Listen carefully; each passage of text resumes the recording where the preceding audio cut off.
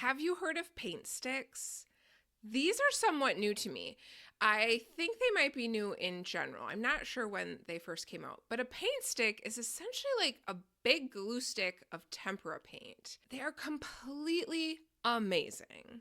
I found out about them when my son was about 2 a few years ago, and I can't believe it has taken me so long to really try them out. In my mind, I categorize paint sticks as a kid's art supply, and I have to be honest, I couldn't have been more wrong because they are so much fun. I have also discovered there's just an amazing assortment of colors available. I had thought they weren't really for me because I was so limited by the color palette. And then I started looking online and I found a pastel line, I found neons, I found metallics. So they don't just come in kind of normal, bright kid colors like I originally thought. This is what I made just this week, and I'm obsessed.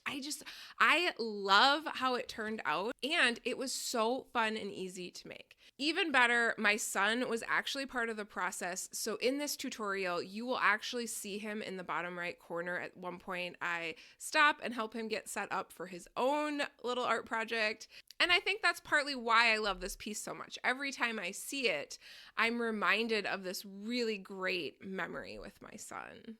Whether you have kids or not, I encourage you to get those paint sticks out and give them a try. So in this video tutorial, you're going to hear about some of my tips and tricks for selecting the right paper, choosing your color scheme, and just some other things that I tend to do that I found have worked really well when working with paint sticks. Before we get into that, I wanted to mention that if you receive value in this video, I ask that you like this video and subscribe to the channel because this is the best way that you will be able to see more videos like this.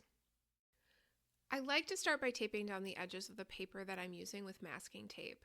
This makes a nice frame around the end product and holds the paper in place. If you don't want to have a white frame around the edge of your paper, you could also tape it down on the back side.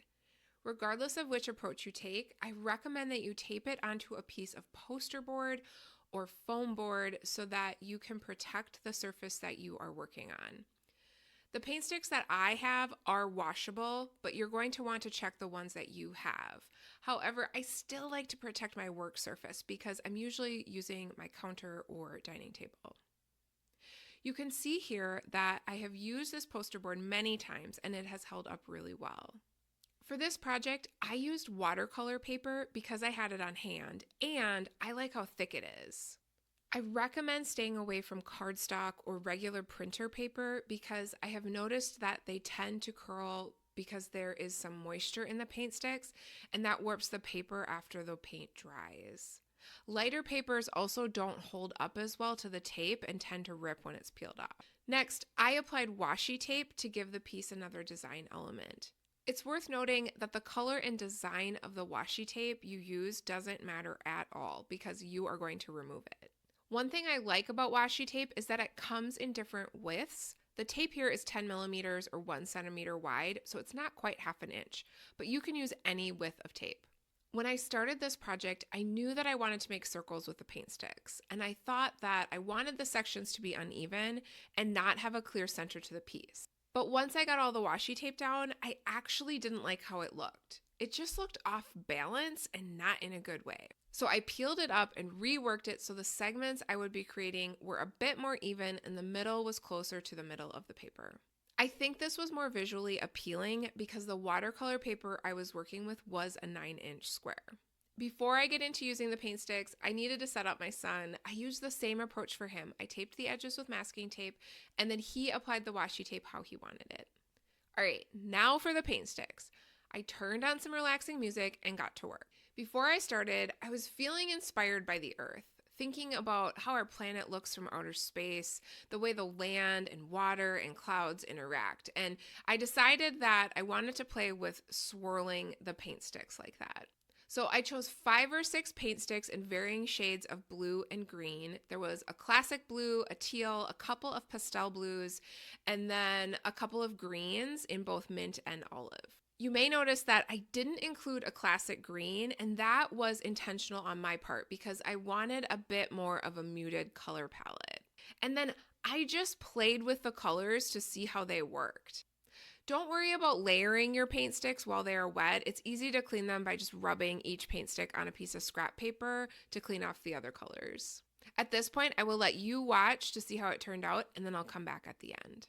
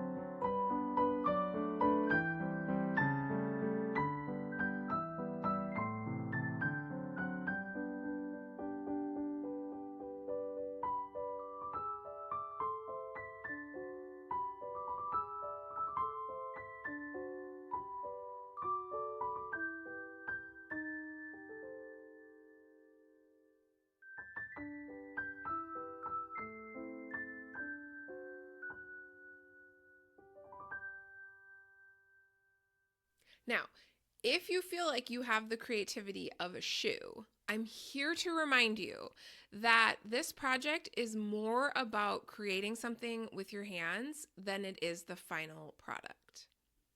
If you haven't worked with paint sticks before or don't have a lot of experience working with colors, this is your opportunity to try some things out and see how they work and learn from it. You can start by just seeing which colors you're drawn to and use those. Another trick that I often use is I think about primary and secondary colors on the color wheel. I like to choose a secondary color, so green, purple, or orange, and then one of the primary colors that makes up that secondary color. So that's why blue and green work so well together, because the green is comprised of blue and yellow. So you can't go wrong if you pick a bunch of different shades of blue and green. They usually are going to look pretty good together. The same is true if you do red and purple or blue and purple, yellow and orange, so on and so forth. So just think about that color wheel back from art class or pull one up so that you have it as a reminder of what's going to look good together. I feel like that tip is kind of basic, but it has been super reliable for me. I've used it with paint, yarn, fabric, a whole bunch of different mediums throughout the last 20 years or so. I continue to come back to the color wheel to help me select color combinations. And then I want to remind you that if you hate what you make, if you think it is so ugly, you do not have to keep it. You can throw it away. Just because you made something does not mean you need to keep it for the rest of your life. So instead, just use it as an opportunity to learn a bit about color, to experience the paint sticks, and then take that learning and apply it the next time you try it. Thank you so much for being here. If you're looking for more mindful art videos, I suggest that you check this one out next.